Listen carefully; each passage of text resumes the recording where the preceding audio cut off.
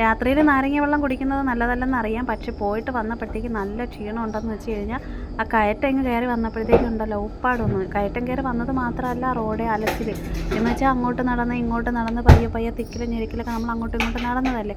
അപ്പോൾ അതിൻ്റേതായിട്ടുള്ള ചെറിയ ചെറിയ ബുദ്ധിമുട്ടും കാര്യങ്ങളാണ്. പിന്നെ ഞാൻ എന്തുകൊണ്ട് പിന്നെ മൗനം പാലിച്ചാണൊക്കെ മിണ്ടാതെ നിന്ന് വീഡിയോ എടുക്കണമെന്ന് വെച്ചാൽ, ഒന്നാമത്തെ കാര്യം സത്യം പറഞ്ഞാൽ ഉത്സവത്തിന് പോകണമെന്ന് വിചാരിച്ച് നിന്നതല്ല കേട്ടോ.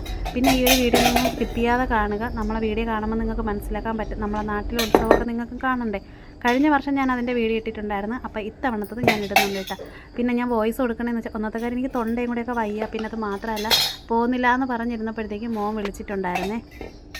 അപ്പോഴും കൊച്ചും കൂടെ വിളിച്ചിട്ട് ചോദിച്ച്, അമ്മ വരുന്നില്ലേ അമ്മ എന്ന് ചോദിച്ച് കയറി. അപ്പം ഞാൻ പറഞ്ഞു, ഞാൻ വരുന്നൊന്നും ഇല്ലടാ, എനിക്ക് വയ്യ ഇനിയിപ്പോൾ വരാനായിട്ട്. സത്യം പറഞ്ഞാൽ മനസ്സ് ശരിയല്ലാത്തത് കൊണ്ടാണ് പോവാതെ ഇവിടെ താങ്ങിയും തൂങ്ങിയൊക്കെ ഇവിടെ ഇരുന്ന് കേട്ടോ. കഴിഞ്ഞ വർഷമൊക്കെ പോയിട്ടുണ്ടായിരുന്നു. കഴിഞ്ഞ വർഷം പോയി, അത് കഴിഞ്ഞിട്ട് ഇത്തവണ ഞാൻ വിചാരിച്ച് എന്തായാലും പോകുന്നില്ല, എനിക്ക് വയ്യ, മനസ്സ് ശരിയല്ല. നമുക്ക് മാനസികമായിട്ടൊരു വല്ലാത്തൊരു സിറ്റുവേഷനിൽ കൂടെ നമ്മൾ കടന്നു പോവുകയാണെങ്കിൽ നമുക്ക് എങ്ങും പോവാനോ ഒന്നും കാണാനോ അതുപോലെ മറ്റുള്ളവർ നമുക്ക് സംസാരിക്കാനോ ഒന്നിനും നമുക്ക് പറ്റത്തില്ല. ഭയങ്കര മൂഡൗട്ടായിരിക്കും കേട്ടോ. അങ്ങനെയൊക്കെ ഇരുന്നപ്പോൾ ഞാൻ പറഞ്ഞു, മക്കളെ ഞാൻ വരുന്നില്ലടാ, ഇനിയിപ്പോൾ എനിക്ക് വയ്യ, ഇനിയിപ്പോൾ അടുത്ത വർഷം ആവട്ടെ, എനിക്ക് വയ്യ. അപ്പോൾ അവിടെ ഒരുപാട് പേര് എല്ലാവരും ഉത്സവത്തിന് വരെ എടുക്കുകയൊക്കെ ചെയ്യുമ്പോഴത്തേക്ക് ഞാനും കൊച്ചും മാത്രം ഇവിടെ ഒറ്റയ്ക്ക് ഇരിക്കുമ്പോഴത്തേക്ക് അവനും ഒരു വിഷമം, നമ്മൾ ചെന്നില്ലെങ്കിൽ. അപ്പോൾ പറഞ്ഞു, വരുന്നില്ലേ എന്ന് വീണ്ടും ചോദിച്ചപ്പോൾ ഞാൻ പറഞ്ഞു, ഇനി ഞാൻ വരാം, വരുന്നില്ലെങ്കിൽ വേണ്ട, വീട്ടിൽ കയറി ഇരുന്നു എന്നും കൂടെയൊക്കെ പറഞ്ഞപ്പോഴത്തേക്ക് പിന്നെ എനിക്കങ്ങ് പാവം തോന്നി കേട്ടോ.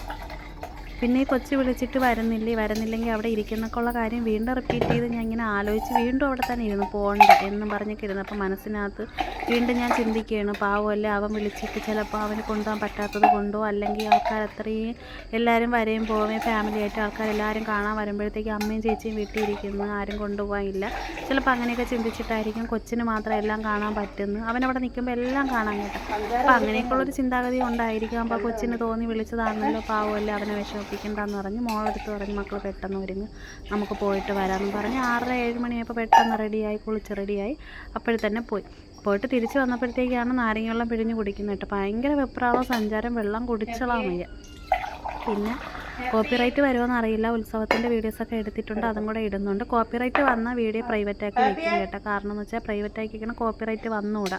അതുകൊണ്ടാണ് മൈക്ക് സെറ്റിൻ്റെയൊക്കെ ഇത് ബഹളങ്ങളൊക്കെ ഉണ്ടെങ്കിലേ ചിലപ്പോൾ അങ്ങനെയൊക്കെ ആയി പോകും കേട്ടോ. അപ്പോൾ അതാണ്. പിന്നെ ഞാനും വെള്ളം കുടിച്ച്, ഇനി കൊച്ചിനും കൂടെ ബാക്കി വെള്ളം കുറച്ചിരിക്കണം, അവൾക്ക് വേണ്ടെന്നുണ്ടെങ്കിൽ ഇനിയിപ്പോൾ അതും കൂടെ അങ്ങ് മാറ്റി വയ്ക്കാം. പിന്നെ അവിടെ നിന്ന് തന്നെ വന്നപ്പോൾ കൊഴുന്ന് മേടിച്ചിട്ടുണ്ടായിരുന്നു. കഴിഞ്ഞ വർഷം മേടിച്ച കൊഴുന്ന് ഇപ്പോഴും എൻ്റെ അലമാരി ഇരിപ്പുണ്ട്. വീഡിയോ ചെയ്യുമ്പോൾ ഞാൻ കാണിച്ചു തരാം കേട്ടോ, അടുത്ത വീഡിയോയിലങ്ങനെ.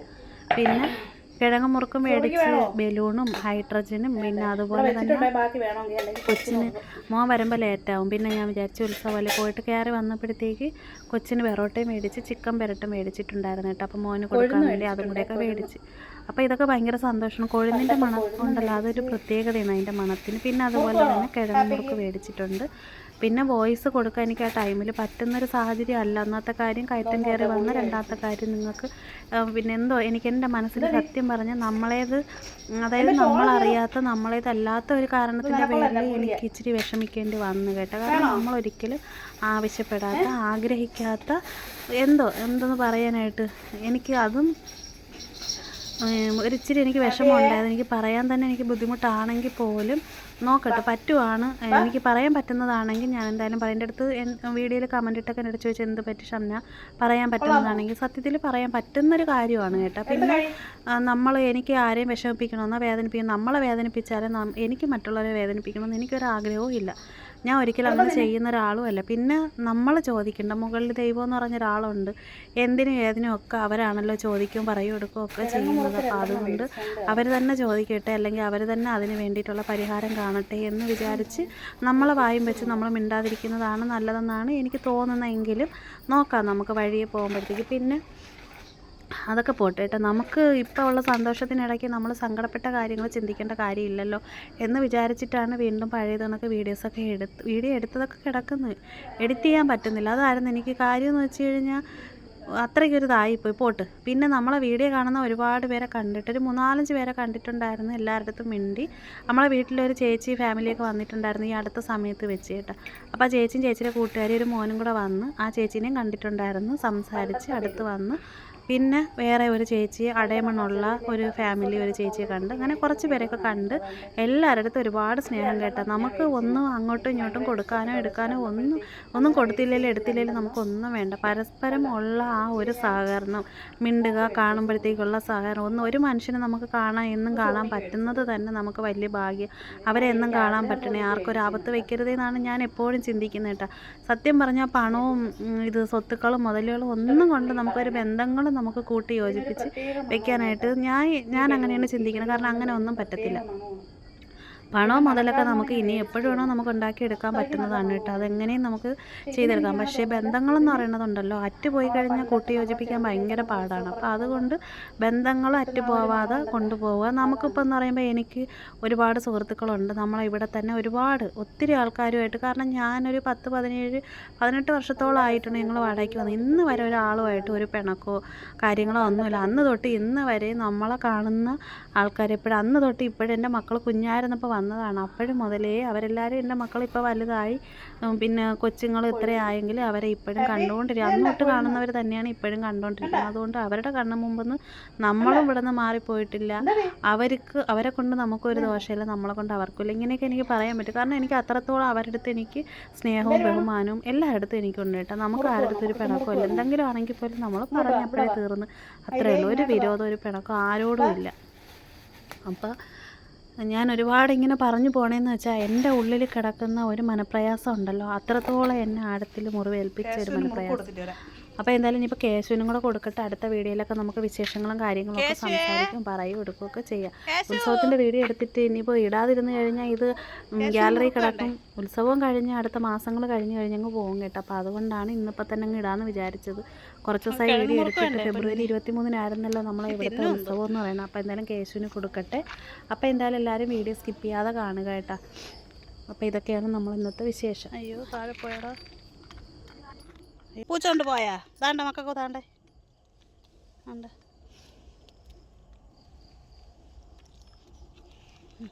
എൻ്റെ കൈയാണത്. എൻ്റെ കൈയടാ, എൻ്റെ കൈ മക്കൾ മുറുക്ക തന്നെ പിടി. വേണ്ട, ഞാൻ പോണു. കണ്ട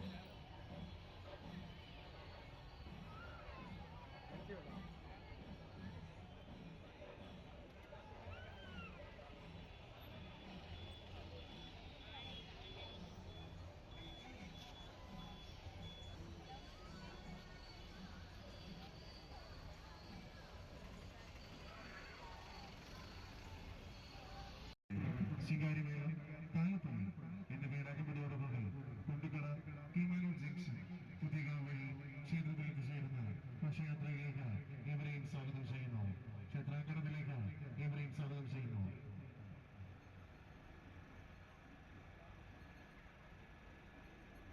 അമ്മേ ദേവി, ദേവി അമ്മേ, സർവമംഗളമംഗല്യേ ശിവേ സർവാർത്ഥ സാധികേ ശരണ്യേ ത്രയംബകേ ദേവി.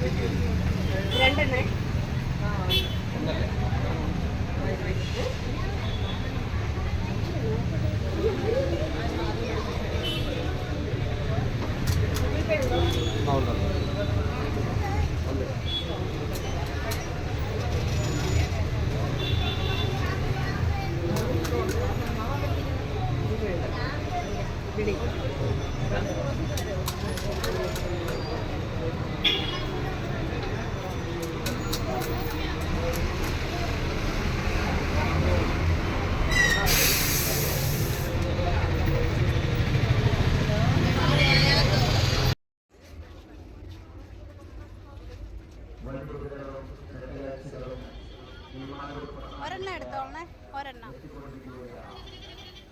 അത് വേണ്ട, അതുകൊണ്ട് ആ മഞ്ഞ അത് വേണ്ട. ഇതെടുക്കേ. വേണോ സുറമി? വേണോ? മേടിച്ചോക്കളെ, ഒന്ന് മതിയാ? ഇതും കൂടെ